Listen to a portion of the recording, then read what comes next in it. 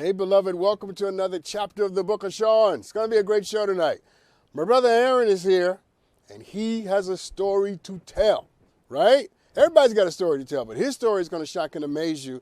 What a life, what a journey, right? I'm here tonight to help put some things in perspective, to inspire him, and I got a sneaky suspicion I'm going to say something to Aaron that's going to wake up a part of him that he might think is sleeping, but I've been thinking about this guy all day. And I believe by the time this conversation is over, something's coming back to life, people. I'm not letting him go until it happens. Aaron, get comfortable. You're going to be here a while. I'm excited to talk to him. I'm excited for you to meet him. Look at that. Look at him. Look at Aaron. How do you not love that? Look at that smile. How do you not love that, people? I'm telling you, he's gonna teach us. He's going to let us into his life, into his journey. And it's going to be an amazing conversation. We're going to go down into addiction. We're going to talk about that. We're going to go into what it means to be gifted and to have something special, but to not always care for it the way you should. How do you do that and still come out on the other side with clapping in your hands and dancing in your feet? Whoa! Hot grease, baby. I'm starting off early. We're going to do some Ask Dr. Sean later. But we always start with the headlines. How about we do that? Highly played a bumper. I don't know why that brings me so much joy to say that. But anyway, let's talk about Serena Williams. We saw that she played her last match and she lost her last match, her last professional match as a tennis player. And she will go down as one of the greatest of all times. And I wanted to bring you back to her because I just wanted you to imagine for a moment a black woman that was so good at a sport that was not kind to black people, that sport, in spite of its indifference and antipathy towards her, had to acknowledge her greatness. Do you know how great you have to be when the people who don't like you have to acknowledge how great you are? And don't think everybody liked Venus and Serena Williams their whole career, okay? Oh, they like them now. Everybody likes you when you win. Everybody likes you when you win 20, Grand Slam slams. But when the Williams sisters first broke out and they first came on the scene with their father and their mother, the tennis world couldn't stand them. All kinds of things were said about them and their dad and all of that. And you have to have another level of excellence and greatness for the people who used to decry you and deride you, two different words, to have to celebrate you. And that's what Serena did. Woo! What does the scripture say? Thou preparest a table before me in the presence of my enemies. That's exactly what happened to Serena Williams. In the presence of her enemies, they had to sit down and clap for her. And you know why I'm doing this? Because there are a lot of people in our culture running around talking about how they don't care and they don't give a F. You know what the F is, right? We don't care. We're just going to do me, I don't care. I understand that. And I listen, in certain moments, I'm all for it. But I also need you to understand that we are not so free and we are not so liberated and we are not so beyond racism and bigotry and sexism and homophobia and all the poverty, all the rest of it, that we can walk around not caring. There may come a day when black folks can just not care and just do us the way that we want to do it, but that ain't today. That day does not exist today. And as long as we have any one of us who have to deal with some form of bigotry or prejudice, we have to establish, not just in the eyes of the people who don't like us, but in the imaginations of the people who produced us, of what greatness looks like. You see, people need to see what greatness looks like in order for them to reach for it and to achieve it. We still need people who want to be great. Sorry. I'm sorry. Everybody can't be ratchet. Everybody can't be basic, and everybody can't be gay. Everybody can't be throwing drinks at each other, okay? Although a little, some of that could be entertaining. It can be. But everybody can't do it. We still need people like Serena and people like you and people like Aaron who believe that being good at something, great at something, striving to do something, even if you don't succeed all the time, right? But just the willingness to embody something, to show our people a more excellent way is something worthy of the trouble of trying to do. And I just believe in that. Newsflash, people, racism is still alive, okay? And what Serena did was that she showed us, and particularly black little girls, what it looks like when you own yourself and you're clear about your future and you are unapologetically great. and you establish it. You don't have to explain it. You don't have to make other people comfortable with it, because greatness speaks for itself. It establishes its own territory. It takes the ground with one blow, sits at the head of the table, and takes the biggest slice. And I just like seeing a black woman being so great that, white folks got to go, she's great.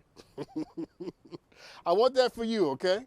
That's why I'm doing this little story. I'm only doing this little headline because I want you to be the Serena of your family, to be the Serena in your marriage or with your children, for them to look to you to see the way that they should go and how they should comport and conduct and reach for themselves.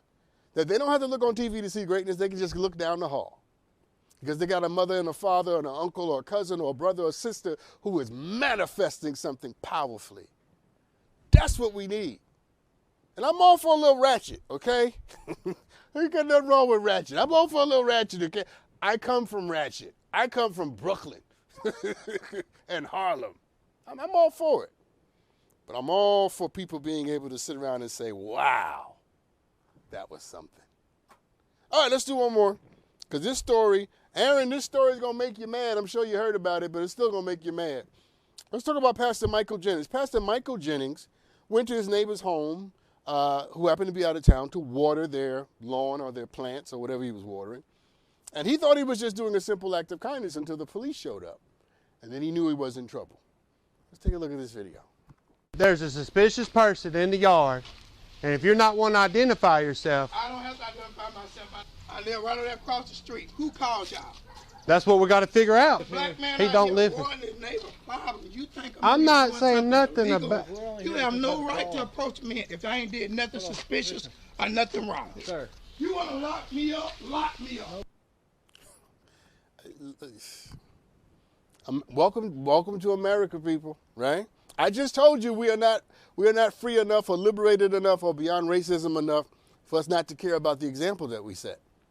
And here we have Pastor Michael Jennings just doing a random act of kindness, and now he was actually charged. They actually charged him with something. The police charged him with something. He's watering people's lawns, doing an act of kindness. He lives in that neighborhood, on that block, I think across the street or down a couple of homes. And they charged him with something. And ironically, here's the getter, it was one of his neighbors who called the police on him. That came out later. So someone who knows this man, who sees him every day, probably, I'm not going to say it, called the police on him. This is an example of everything. People tell me racism is over, and it's not. I want it to be. Don't ever think that black people don't want racism to be over, like we need it, okay? Like we need it as some identity proposition. It's some crutch that we lean on to explain our ineptitudes and insecurities. No. We don't have that problem. We want racism to be over more than you do, since we are the victims of it, however. But the fact of the matter is that it's not, and we have another example. And I know what some of y'all are saying. Oh, Dr. Sean, this happened one time. This happened one time. Well, one time is one time too many, don't you think? Huh? I know what some of y'all are thinking. Oh, Dr. Sean, this doesn't happen all the time. Well, first of all, I don't know that it doesn't happen all the time, and neither do you. It just happened to be caught on video. So you can't make the claim that it doesn't happen all the time, since you ain't everywhere at all times seeing all things. Yeah, I went to college. I do thinking for a living, people. Yeah.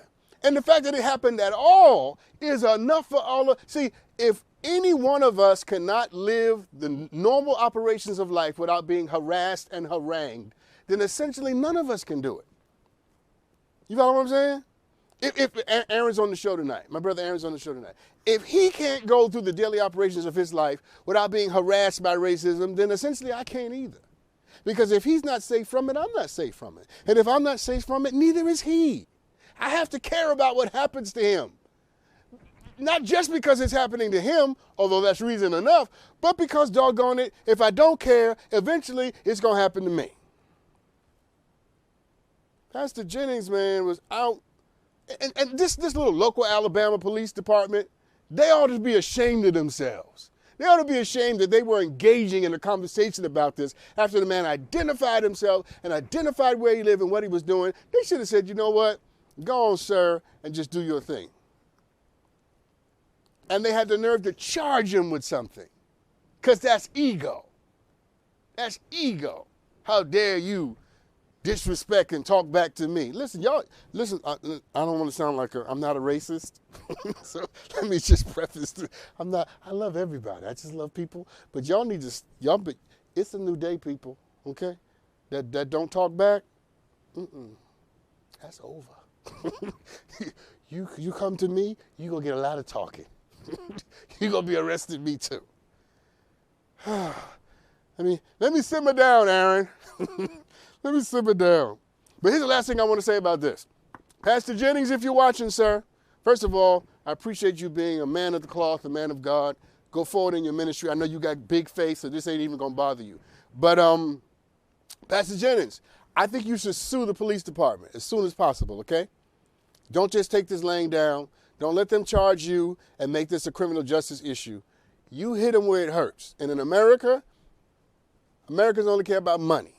Sue the police department in the city, okay? That would be my professional advice. And I give advice for a living. So this is good advice. Here's my last one, and then I'm going to be done. Woo! All right. So the Republican, see how I did that? Totally flubbed that. Nominee for governor for the state of Pennsylvania, Doug Mastriano, while serving in the U.S. Army in 2014, apparently took a photo wearing a Confederate uniform. That's him right there. So Doug Mastriano took this photo while he was serving in the Army, wearing the army of a rebel government that tried to overthrow the United States government in 2014. So he wants to be the governor of the state of Pennsylvania while he flirts and presents himself in the army of a uniform, in the uniform of an army that tried to overthrow the United States. Now, stay with me, because he wants to be the governor of Pennsylvania. And Pennsylvania never seceded from the Union. Pennsylvania never left the Union. It was always a part of the Union.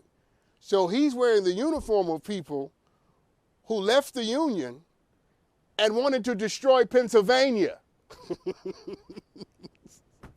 Let's try it again, because the irony abounds. I would even call it sardonic, but it's not sardonic. It's just straight irony. He wants to be the governor of the state of Pennsylvania. Pennsylvania never left the Union. He's wearing a Confederate Army uniform. And the Confederates wanted to destroy the Union, which means parenthetically, they wanted to destroy Pennsylvania. And now he wants to be the governor. How is this man not disqualified? How is Doug Mastriano not disqualified from being a candidate for anything? Never mind the fact that you're wearing the uniform of people who wanted to keep me in slavery. I mean, you are disrespecting all of the black residents and citizens of the state of Pennsylvania. So you don't care about that. But how do you account for, even if you don't care about black folks' feelings or black folks' history, how do you propose to be the governor of a state when you wear the uniform of people that wanted to destroy the state? Only in America, people. Only in America. So I think that people, particularly the black people of Pennsylvania, need to send Doug a message. And here's the message. Go to the polls and show Doug that we will not be disrespected. No. You can wear, you have in America the right to wear whatever uniform you want. That's your right. Do your thing. And then we have the right not to elect you. So to all the black people and brown people and people of goodwill, white folks, Asians, natives, everybody, all the goodwill for all the good people of Pennsylvania need to go to the polls and let Doug know disrespect is out of order. I got one more, Aaron, because I can't let this one go, okay? I don't care how much I go over time. This is my favorite headline. All right, people, can you see the joy rising in me? Because it's about Donald Trump. And anything that's not good for Donald Trump makes me happy, okay? This is my moment, all right? Aaron's going to have his. You're going to have yours and Ask Dr. Sean. But this is for me. Donald Trump's Social media company Truth Social is struggling to keep up. They're losing subscribers, they've lost their base, and they're having legal and technical and financial issues. The company was built on Donald Trump, and because he has such a narrow following, the company only has a narrow base. And here's the part that I couldn't wait to. I promise I'm going to shut up in a little while. Donald Trump's company stopped paying its web hosting service in March, and it owes over $1 million in back pay.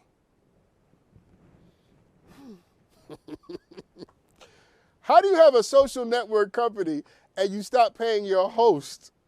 What? But this is what you get. To all the people who didn't get their money and he owes you $1 million worth of back pay, this is what you get for messing around with Donald Trump, okay?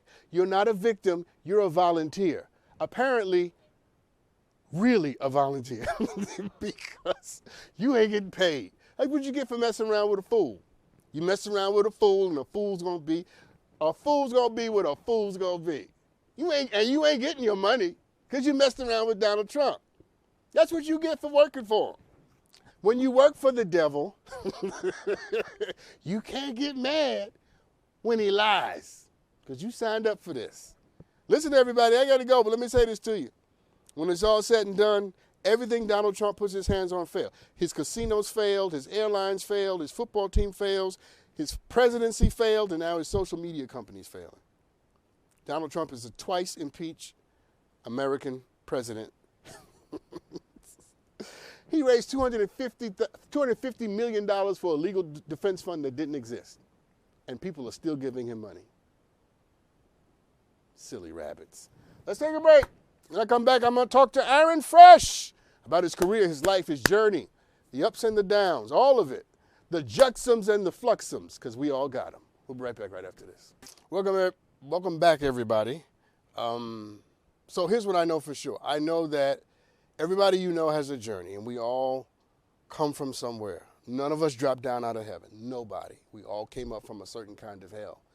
And when you get to know the valley, when you get to know how someone has had to overcome and struggle and fight to live, to survive, to love, then you see their beauty a lot more, and you can appreciate their greatness a lot better. That's what I want for you tonight. I want you to meet my guest and encounter him at the level of his story. Because when you meet him at his story, you'll appreciate him at the level of his gift. Welcome to the show tonight, Aaron Fresh. What's up, Aaron? Hi, Dr. Sean. Thank you so much for having me. Listen, man, I love your smile. Look at that. It's bright. I know. Listen, I'm excited to talk to you. And I want to begin actually with your career. And then we'll get into some of the other things in a little while. So I want to begin at kind of the beginning and ask you this. How did you get discovered? Funny story. Actually, my neighbor who I went to high school with in Burbank, we were actually rehearsing for a school talent show, and his neighbor, Rio Mitchell, he's the one that heard me singing in my friend's house. And he ended up coming over, knocking on the door, and was like, "Hey, I love your voice. I want you to come to the studio." And, we have people like Rihanna come through all the time, and started name dropping all these people. And I told my mom I was really excited. And she said, "I don't think I'm going to let you go with a stranger to a studio. I don't even know this guy." But turns out, he connected the dots between me and Nick Cannon through Ray Brown. Mm-hmm. And once I got signed, the rest was history, man. This was in early 2010. Wow. So not too long ago. Well, listen, when you're my age, that's not too long ago. But so let me ask you this. Did you imagine, did you envision yourself being in the music business, being, a celebrity, a star? Yes, absolutely. From the beginning. I had dreams about it, visions. I even felt like the Supreme Being told me that when I was young, like really, really young. And ever since then, I just felt like I've always been excelling, When I was like 3 years old, I got, between 3 and 5, I got excelled to 3rd grade, like from 1st grade to 3rd grade. So many good things were happening around me because I was staying close to being obedient to that spirit, you know what I mean? Like, yeah. And once I got what I asked for, which was to go into the music business, I feel like I neglected a part of myself, you know? Yeah, yeah. Well, we're going to get to that. We're going to get to that. Yeah. But I got one more. Hold on, just so you know, 2-3. I got left back in the second grade. He got skipped in the third. I did. I got left back in the second grade. Yeah. It worked out. Yeah. I worked out okay, but that's what happened. Yeah. So I heard that you toured with Justin Bieber. Yes. What was that like, man? What's he like? What was it like being on the road? Oh man, it was such an experience to go on my first tour ever. It was 10 to 15 cities. It was incredible. I mean, we the first show that we had was actually in LA, where I live right now, and they set up a mini stage outside of Justin's stage. So I wasn't technically on his stage. This was called a Teen Island Fan Fest tour. And by the second show, I started closing all the shows. I mean, this was all brand new to me: choreography, recording, knowing what the term closing meant. You know, I didn't know that. They were like, "Hey, you're gonna start closing." I was like, "What does that mean?" And I just learned so much as I went along. You know. Yeah, I love it. I love it. I know that things happen. Here's what I believe. Tell me what you think about this.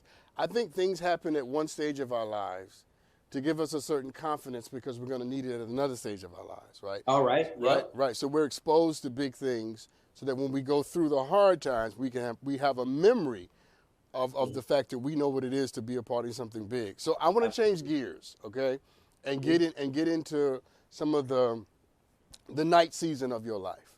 Okay. How were you introduced to drugs? So, I mean, I've always known about, I started off with marijuana, let's just say that. And I always knew about it, always seen it. My auntie always smoked it, I had people that were surrounded by me always doing it.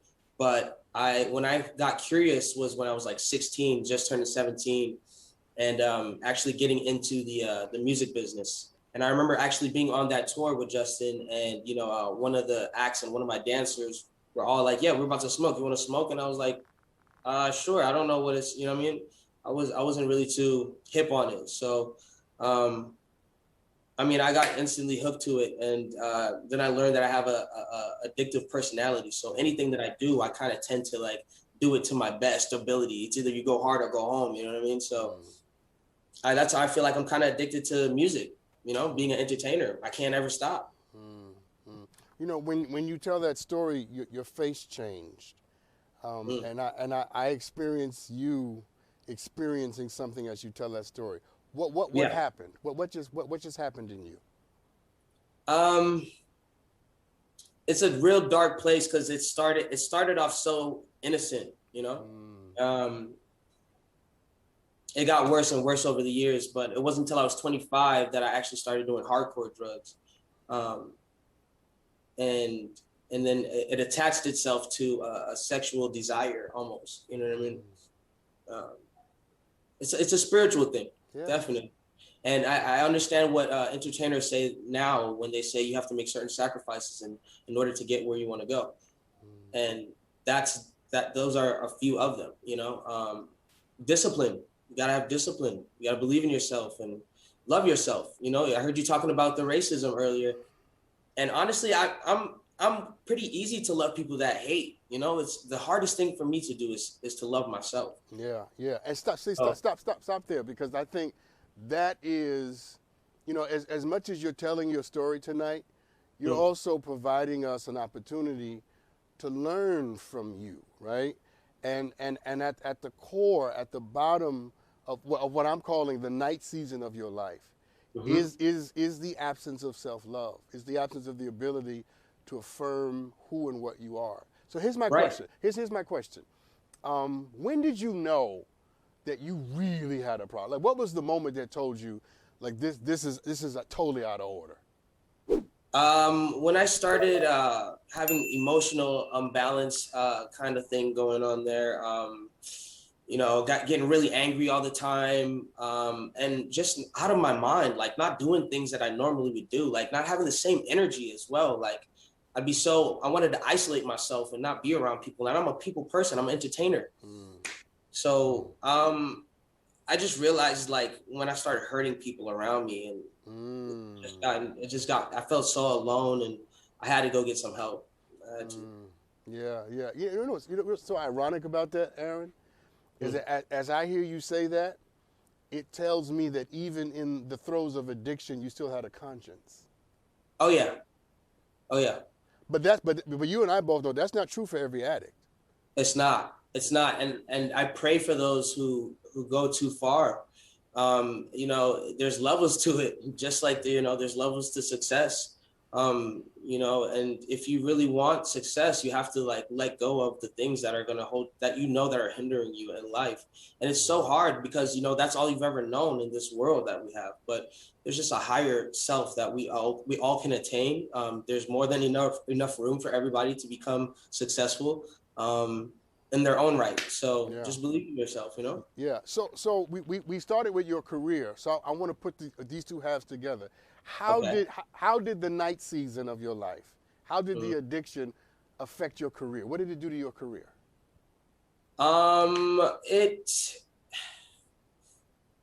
It distracted me from my purpose. My career is my purpose in life. That's the way that I can reach the masses, There's a message that I have to tell. There's a testimony that I have to bring to people. So it hindered me from being in my purpose. And that also was a catalyst to why I was doing, it was a circle. It's just a circle, and then relationships never worked out. I mean, I could go on and on about it, but Aaron, hold on a second. When I cut you off, I'm not being rude. No, you're fine. But I noticed things. And when you mentioned relationships, again, your face changed. Yeah. I'm assuming that there's some meaningful relationships that you had that were damaged by this season of your life. Do this for me. If all of them were here right now, all the relationships that were damaged by this addiction, by this trial, this struggle, what would you say to them?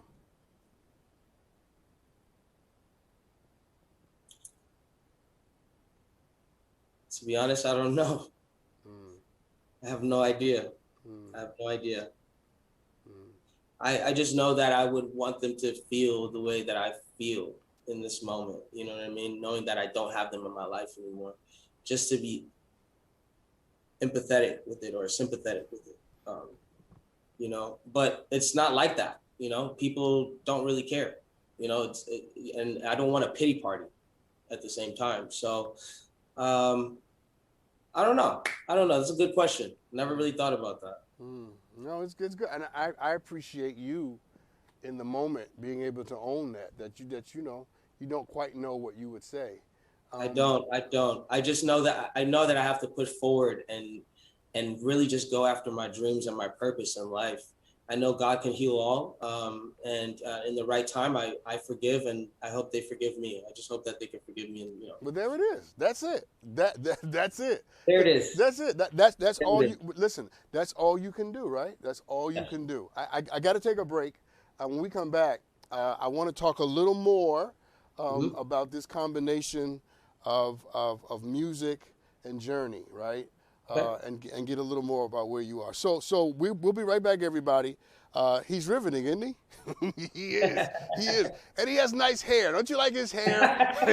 We'll be right back. Welcome back, everybody. I'm talking to Aaron Fresh. He is a musician, an artist, a man, and apparently a soul, because I hear that in him as well. Aaron, let me ask you this, okay? Here's what I know about addiction. And I know that addiction, because after this I want to change directions, but I want to ask you this. Here's what I know about addiction. Addiction is often used to mask, right, and to cover. So people use addiction to cover pain, to cover guilt, to cover sadness, to cover anxiety, right? As you look back at your former self, what do you think you were sort of masking, managing, covering? I would say that there was a lot of trauma that happened early on in my life. From moving all over the United States to my cousin dying when I was like 8 years old, and then moving to Trinidad. There were so many things that I was taking on that I didn't realize that I was, to me, I just buried it in the back of my mind, in my subconscious. And it wasn't until like things got really, really, really bad, and I let it out, and I spoke to some family members, or close family friends actually, and it just started making me feel so much better by talking about those things. That's why ultimately I think therapy is so good, and I need to get into that more myself. I still don't have a therapist right now, so maybe Dr. Sean can help. Hold on. Maybe. So let's change gears a little bit, because I think it's important to talk about night seasons and to let people know, authentically what it is we've gone through, what we've had to deal with. But here's what I also know, and I've lived long enough to know this, that even when we are at our worst or we are doing all kinds of crazy, there's always somebody who loves us. Here's my question: who was loving you anyway? The Most High, the Spirit that dwells inside of me. Who on earth was loving you anyway? I'm with that answer, but who down here was loving you anyway? My mother. Talk about that. My mom is the biggest supporter I have. She knows all my songs. She helps me out in so many ways. I mean, even when I'm like the worst son ever, she's always just looked at the good inside of me and never abandoned me. So yeah, my mom is honestly just the best thing I've ever had in my life. And I love her so much, so much. I asked you before what you would say to the relationships that fell apart. Yes. So I'm going to ask you, if your mom was here right now, and given everything you just said to me, what would your soul want to say to her? Whew. Oh man, you make me shake with these questions.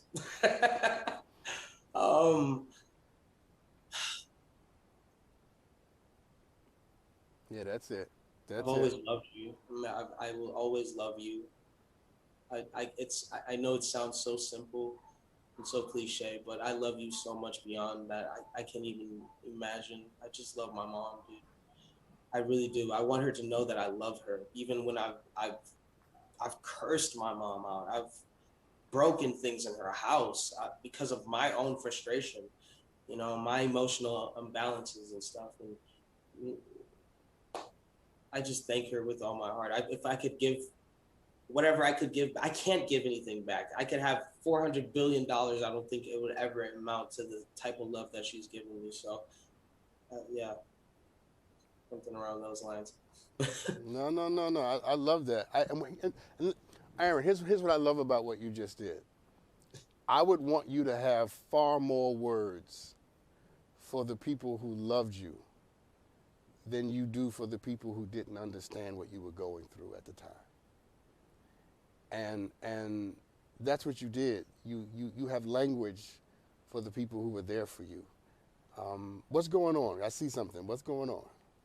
No, it's it's just something inside of me, just dealing with those things.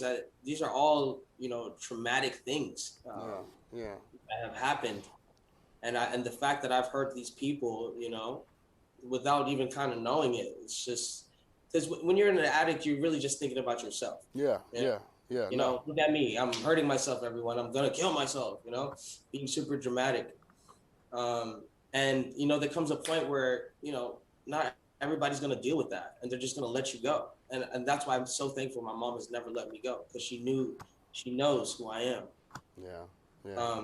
So Aaron, hold on a second. I'm running out of time, but I want to get to this. So whatever happened to your music? Because I want to get to this. Okay. Yeah. So been 4. Go ahead. I'm sorry. Okay, so it's been 4 years since I put a song out, and I went through something recently with a young lady, and it inspired me to go again. Like, I was like, wow, I can't believe that a relationship like that inspired such an awakening inside of me. So did you have questions about doing music? Did you have questions about if the music was still in there? No, I've always known that this is my purpose. This is my God-given talent. This is something that has been given to me that it's divine. So I've always known and believed in that thing that lives inside of me. It's more so about, having the fear of success or having the fear of repercussions. So that's why I let people know about this stuff now. Cause it's like, I don't care about it anymore. Hold on. So did you say that it's taken you, I want to make sure I got the information correct, that it's been 4 years since you've Put out a song, yeah. Okay. So I've been writing for K-pop stuff and like writing for other artists and stuff, but nothing for myself. Cause again, I kind of gave up on myself, but I think I was kind of just waiting for the right time. No. Stop. Cause you're giving me the truth, and you're also giving me what we do when we give the truth, and it jars us. So Yeah. let's own it. Let's own it. So it's taken 4 years because on some level you kind of gave up on who you are. Yeah. But thankfully 4 years later, Yeah. you were inspired to sort of to find the music again, to find your voice again. How does that make you feel to be able to have that back active and flowing in your life again? It's still scary though. It's still scary because I can't trust myself. Why not?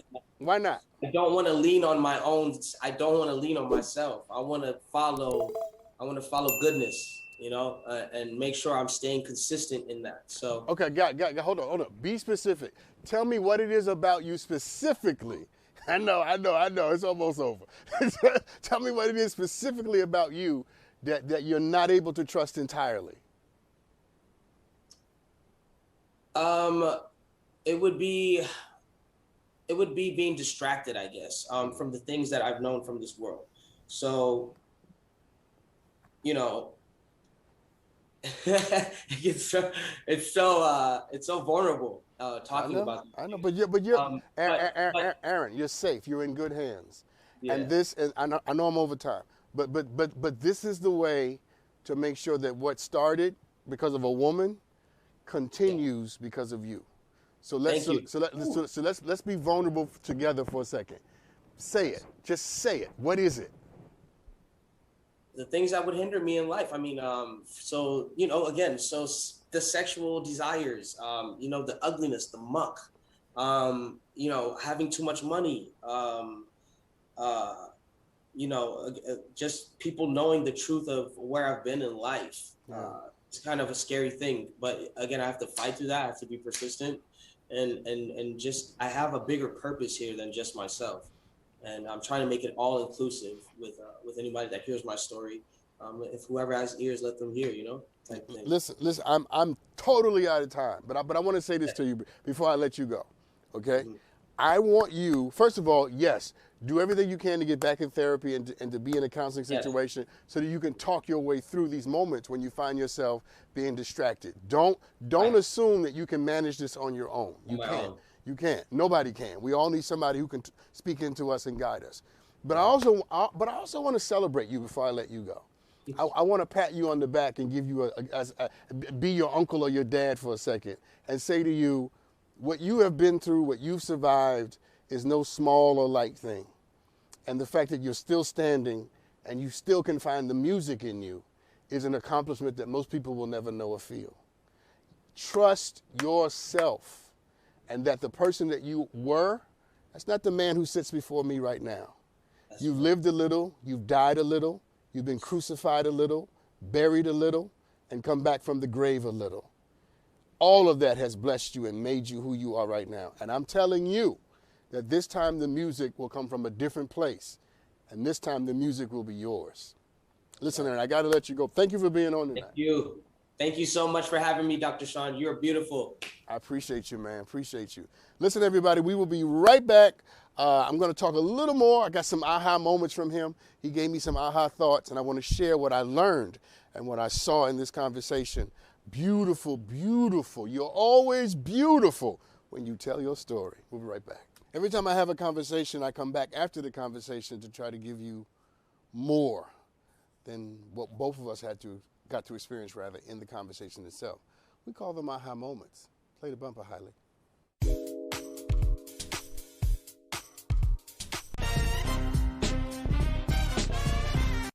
So here is my aha moment from that conversation with Aaron. First, I always want to thank him for being a part of this moment that we had together. But here's what I learned, here's what I gathered.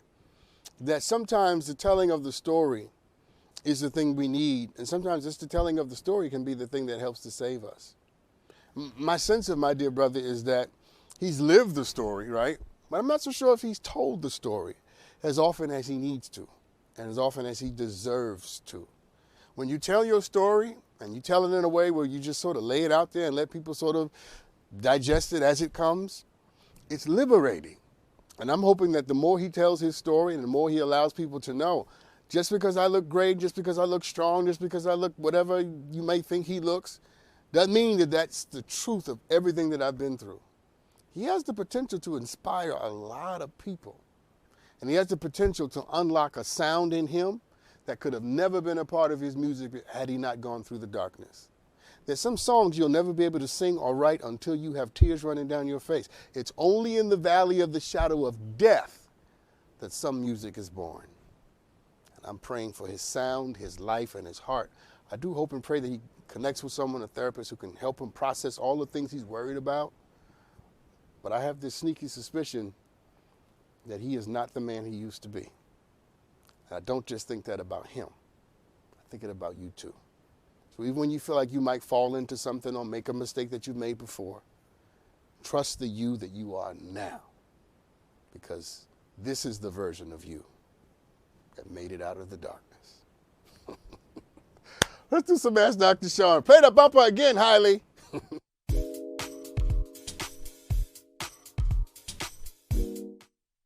I don't know why yelling things at Hailey brings me so much joy. Hailey's a great guy, by the way.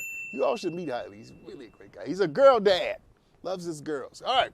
So take a look at the video someone sent me, and let's see what we will come up with on the other side. Hi, Dr. Sean. My name is Missy. I'm in Louisville, Kentucky, and I recently met a guy that I'm really feeling, but he has bad breath.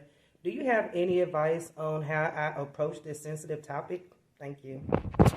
Oh, yes. Yes, I have. You have come to the right person. God in heaven and his son Jesus Christ and Mary, the mother of God, sent you here to talk to me about this subject. Welcome to the Truth Dome. Because when people have bad breath, you tell them. It's like if people have like a gunk in your eye, you tell them. If people have something in their nose and they're your friend, like no friend of mine could have like stuff in your face. I'm telling you, because I'm not going to let you walk around looking like a fool. Okay? That's what love does. Love will not let you walk around looking crazy. And if you got really bad breath, we all have like bad breath moments, right? But if someone consistently has horrible breath and it just makes you want to just do like that, you tell them. And telling him is an act of love. You're not insulting him. You're not making him feel bad. You want him to be at his best. And he needs to know that he's dealing with a woman who wants him at his best.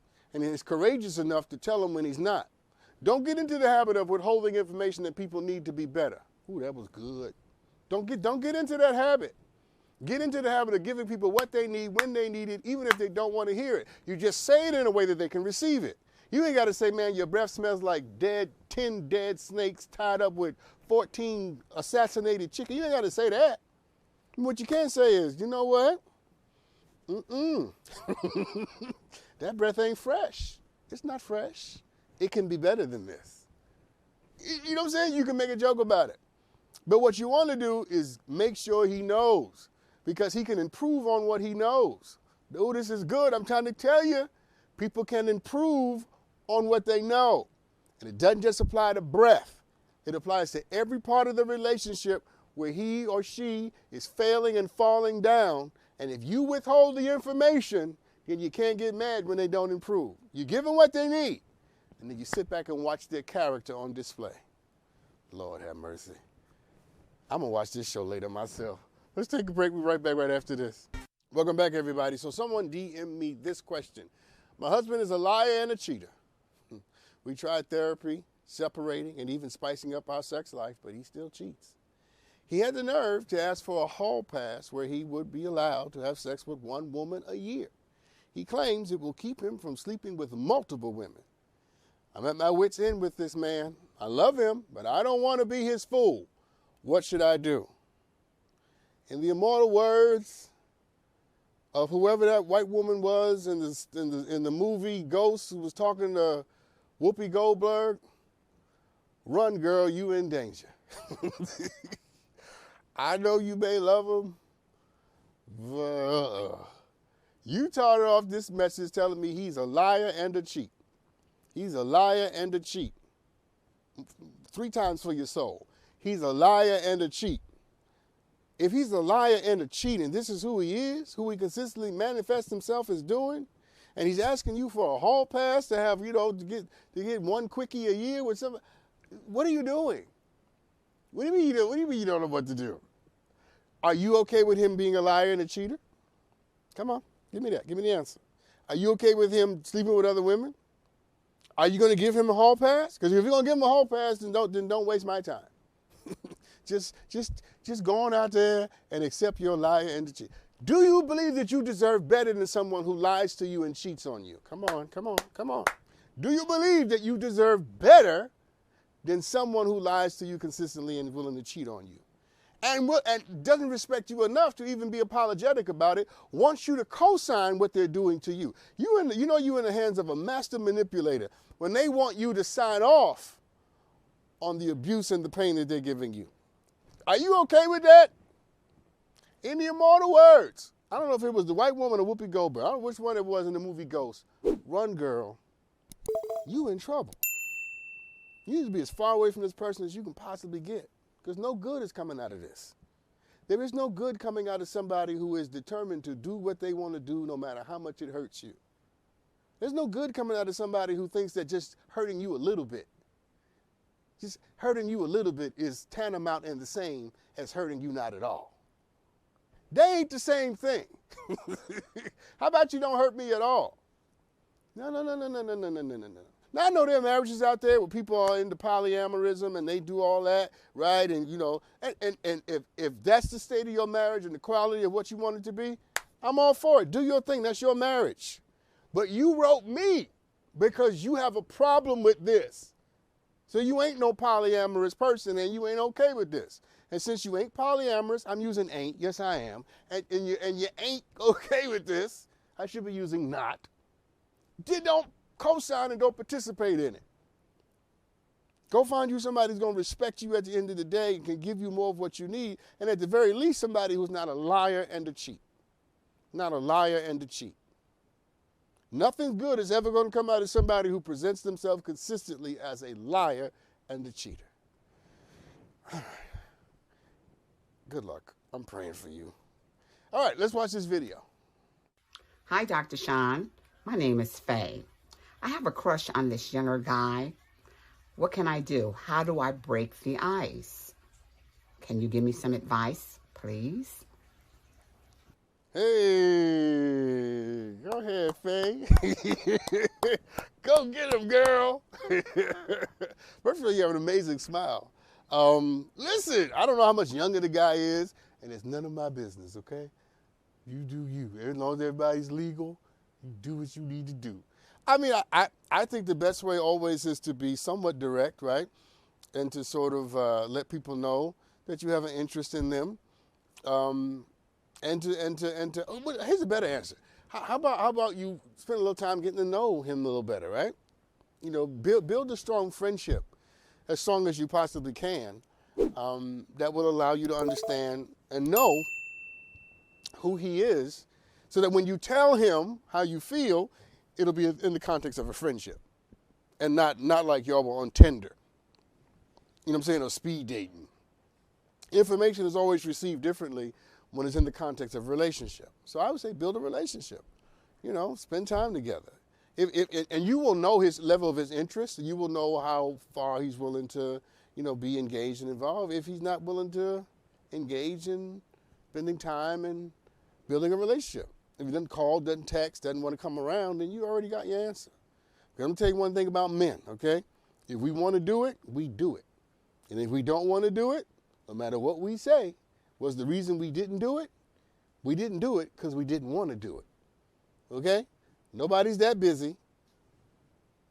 This where he's like, you're giving away all the secrets. Yes, I am. I'm empowering the women. Nobody's that busy. we ain't nobody working that damn much. No. We're not interested.